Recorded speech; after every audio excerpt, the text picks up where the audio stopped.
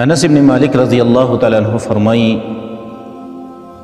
وجاء اعرابی الى النبی صلی اللہ علیہ وسلم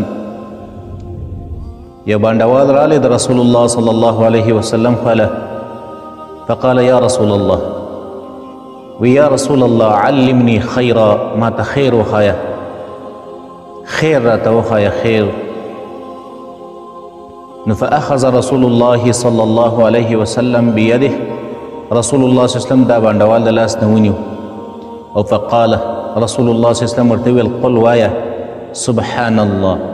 والحمد لله ولا اله الا الله والله اکبر.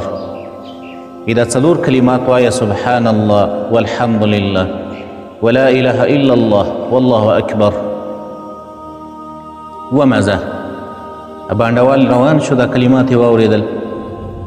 وتفکر بیا یې سوچ وکړو ورجع واپس شو بیرته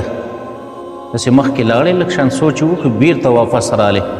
فتبسم النبي صلی الله علیه وسلم رسول الله صلی الله علیه وسلم مسکی شو وی دې سړي بیا پړه کې څه دي فقال ویل یا رسول الله ای د الله پیغمبره سبحان الله والحمد لله ولا اله الا الله والله اکبر هذا لله. یا رسول الله دا سبحان الله دا الحمد لله دا لا اله الا الله دا والله اکبر دا خو د الله شو فماذا لي زما څه شو یا رسول الله زما دپاره څه شو زما څه اجر شته که نشته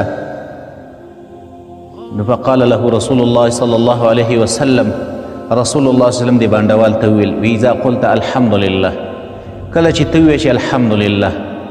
نو قال الله تعالی صدقته کله چې ته ووایې چې الحمدلله نو الله درته جواب درکړي چې رښتیا دې وویل.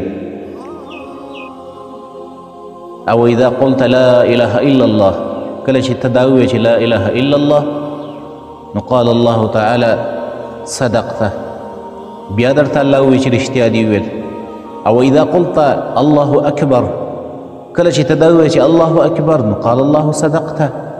الله درته ووایي چې رښتیا دې وویل. او اذا قلت کله چې ته د دې نه وروسته داسې وایې چې اللهم اغفر لي یا الله ما معاف کړي نو قال الله تعالی قد فعلته الله درته وایي چې بس معاف مې کړلې. او اذا قلت اللهم ارحمني کله چې ته وایې چې یا الله په ما رحم وکړي نو الله درته وایي چې قد فعلته بس رحم مې د باندې وکړو. او اذا قلت اللهم ارزقني کله چې ته دا وایې چې یا الله ما له رزق راکړي نو الله درته وایي قد فعلتو بس رزق مې له درکړو. د څومره بهترینه دعا د بهترین کلمات دي چې دا سړی وایي او د هغې نه وروسته د ځان دپاره دعا وغواړي الله دې بنده له جواب ورکوي د هر فریاد جواب الله پاک دې بنده له ورکوي.